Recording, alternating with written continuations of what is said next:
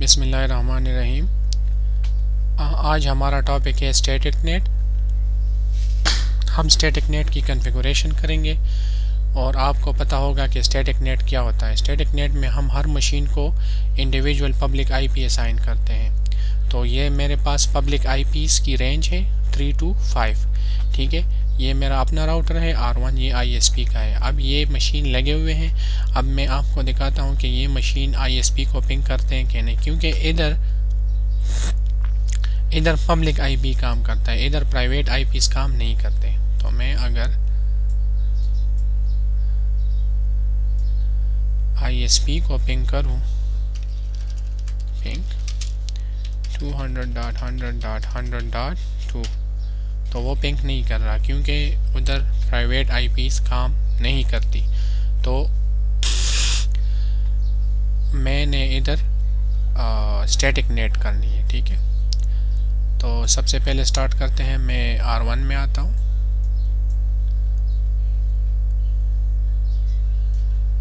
R1 में मैं सबसे पहले स्टैटिक नेट को किस तरह डिफ़ाइन करेंगे। सबसे पहले मुझे पोर्ट पे नेट को इनेबल करना होगा। तो मैं आता हूँ int fa0/0 IP net inside, और सीरियल पोर्ट पर भी IP नेट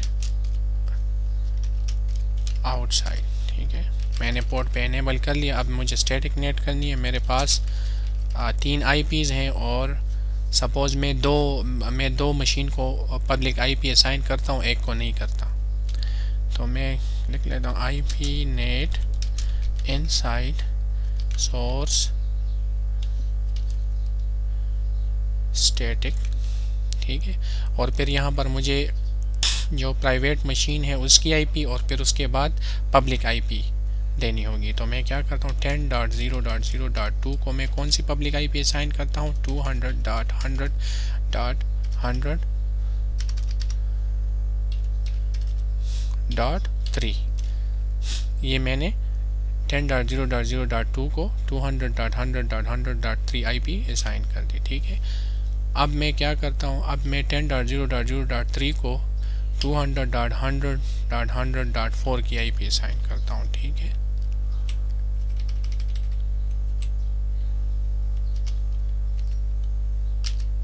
ठीक है,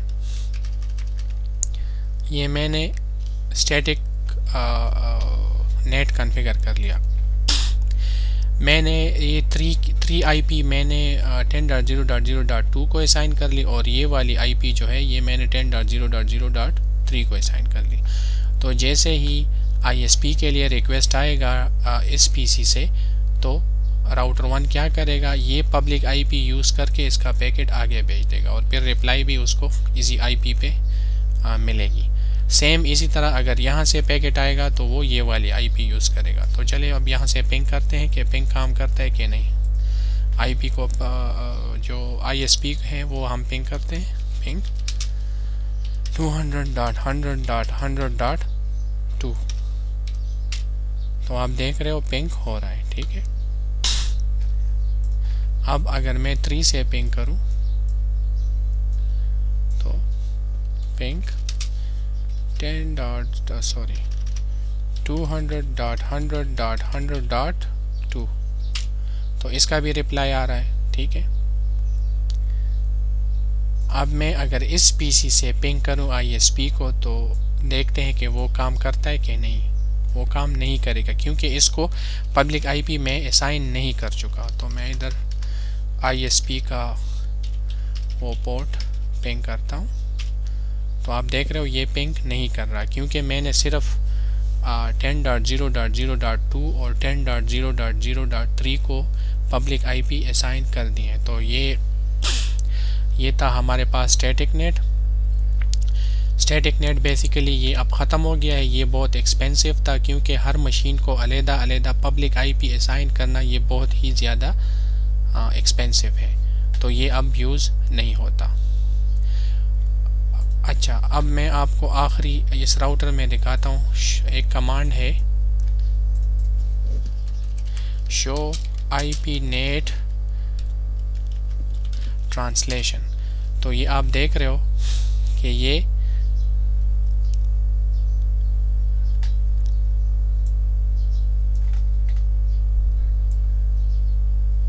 थोड़ा सा मैं इसको बड़ा करता हूँ ताकि आपको नज़र आ जाए। अच्छा, ये क्या दिखा रहे हैं? ये आपको दिखा रहे हैं कि ये जो 10.0.0.3 है, इसको कौन सी पब्लिक IP असाइन हो चुकी है? ये वाली ICMP का मतलब है कि पिंग पैकेट है ये, ठीक है।